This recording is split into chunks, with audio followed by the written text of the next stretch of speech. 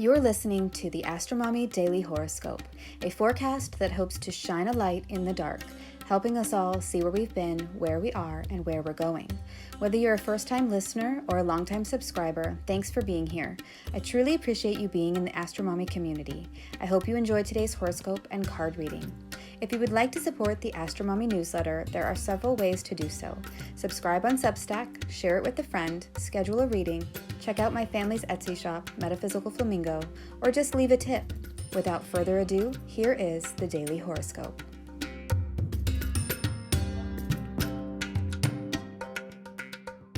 Things get really personal. Can we handle the facts? Daily Horoscope for Wednesday and Thursday, May 24th through the 25th, 2023. Good morning, friends. Quote of the day. Quote, "When we focus on our gratitude, the tide of disappointment goes out and the tide of love rushes in." Unquote. Kristen Armstrong. One of the things I subscribe to is a daily email from karmagaia.com.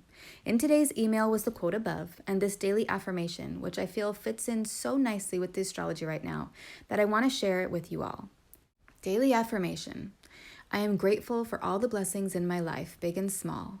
I express gratitude daily, cultivating a positive attitude and attracting more abundance into my life. I enjoy the present moment and find joy in the simple things. I love this idea of being grateful for the things you already have and finding joy in the simple things. This feels so Jupiter and Taurus to me. Jupiter is the planet of expansion and getting a broader view, yes, but I feel in Taurus it's also about appreciating the present moment and nurturing and maintaining the things you already are building, like a garden, right? When Jupiter was in Aries, this felt like getting the garden started, planting the seeds, and taking the first few steps to make your vision of a garden a reality. Now in Taurus, it's all about maintaining that garden, watering it. I just learned recently that Jupiter is the god of rain, and this makes so much sense because rain brings things to life. Without it, things wither and die. So watering your garden, feeding your soil with compost, that stuff that you threw out because it was no longer of use to you, actually becomes food for the new you. So we are building and maintaining and nurturing with Jupiter and Taurus, and I think the idea of expressing thanks and gratitude for all that we have is an important part of that. So with that in mind, let's get into the astrology. On Wednesday, the moon starts off in Cancer and then moves into Leo. Before her ingress, she makes one final aspect, a trine to Neptune in Pisces at 5:11 a.m. Eastern Time. This is a dreamy transit that represents feeling carried away in some sort of imaginary world. It could be a really good dream, movie, book, or something magical. The challenge here would be to try to keep anchored in reality and not let yourself get so carried away that you end up lost at sea. So enjoy the things that feel in alignment and try not to worry too much about the things that are still adjusting. At 10:34 a.m. Eastern Time, the moon makes her ingress into the sign of Leo, and now she is co-present with Mars, who she will meet later in the day, so the temperature is turned up big time. The moon in Leo is hot, fiery, and dramatic. She wants all the drama that life has to offer, and she wants to have a good time consuming it. She wants to be in the spotlight, showcasing her creativity, youthful, childlike attitude toward life, and her ability to light up a room and have fun. Immediately upon her ingress at 11:03 a.m. Eastern Time, she will oppose Pluto in Aquarius. This is like a dark spot on the sun. It's cavernous, inky, and very, very hot. This could feel like whatever jolts you have been experiencing over the past week or so with the Jupiter, Pluto, and Mars T-square. This is like really bringing it home, like pressing in on a wound that hasn't quite fully healed yet. Ancient astrologers said that all the planetary influences have to come through the sphere of the moon, and so now the moon is going through all of these transits that Jupiter, Pluto, and Mars just went through, and seeing how she feels about the new world that has emerged. Her first experience is the opposition to Pluto, bringing up really deep feelings that need to come out. Then at 2:12 p.m. Eastern Time, she will form a square to Jupiter, followed by her conjunction to Mars at 3:20 p.m. Eastern Time. She is experiencing all of this simultaneous deepening and expanding happening, but from the same position as Mars and Leo. It's not an easy thing for the moon to experience, but she has courage, self-confidence, and knows her worth, so she can handle it. That's how we have to be too, courageous, self-confident, and respectful. In the early evening on Wednesday, the moon forms a sextile to the sun in Gemini and then squares the north and south nodes, representing a feeling of harmony with the facts and the direction things are going, but also the feeling that destiny and fate are at work. Then Wednesday night, between 7 p.m. and 9:18 p.m., the sun will semi-square Chiron. Venus will then square Chiron, And then the sun will quincunx the south node in Scorpio.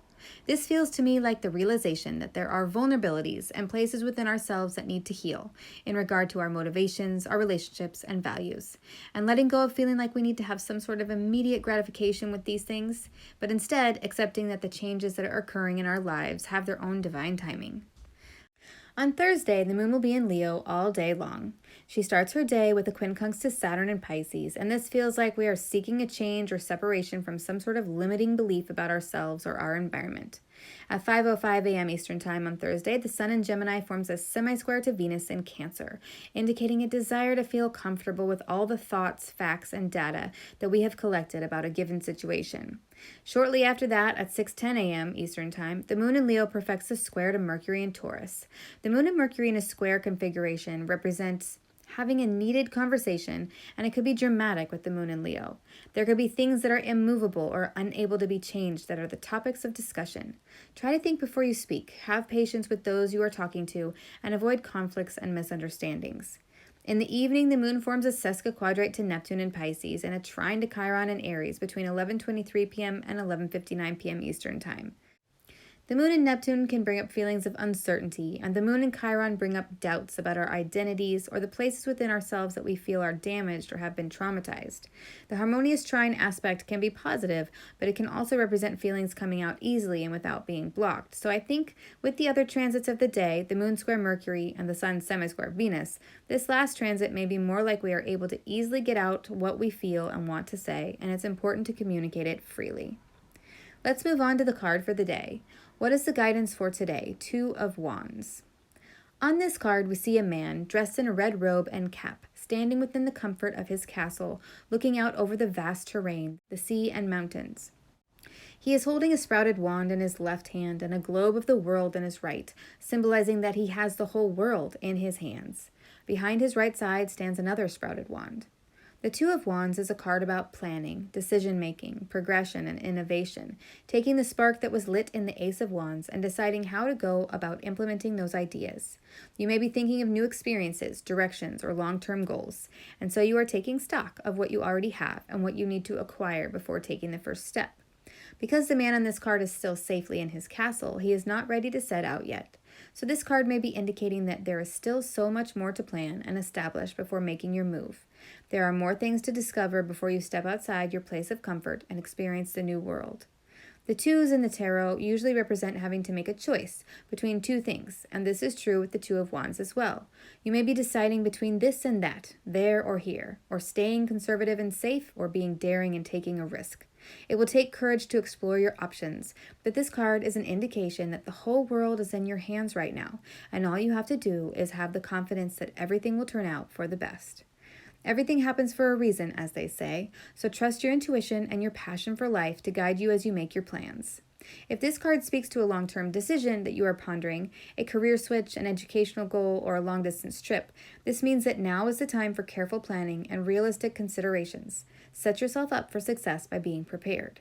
The planning stage that this card represents could keep you up at night, so it may be a good idea to write a list of the facts. We are in Gemini season after all, so making a list of the known facts and the unknown facts may be very helpful, especially with the Moon trine Neptune energy of Wednesday, where we can get a little lost in the fantasy. A good old-fashioned list may be all that is required to stay grounded in the here and now. Let me know if this reading resonates with you in the comments. I hope this is helpful. Until Friday, AstroMommy. Thank you for reading or listening to the Daily Horoscope. Quick links and resources can be found at the bottom of the newsletter. Today's card was pulled from the Golden Art Nouveau Tarot, available on Amazon. If you seek knowledge and enlightenment, the AstroMommy Newsletter may be right for you. Side effects of reading or listening to the AstroMommy Newsletter are common and include joy, jubilation, delight, happiness, gratitude, love, triumph, feeling in tune with the universe, experiencing deep insights, reflections, and contemplations, a lightened soul, a lighter step, feeling awake when others are asleep, illuminated, enlightened, having spiritual experiences, noticing repeating numbers, animals in nature, or songs on the radio that speak to you, getting vibes, clairvoyance, clairaudience, and clairsmelliance, feeling like you know secret language, biophilia, crying tears of joy, emotional literacy, feeling lively, stable, exalted, having an auric glow, or feeling like you woke up on the right side of the bed have all been reported. If you purchase anything through the affiliate links that I provide in the newsletters, I will make a very small commission. Thanks for listening.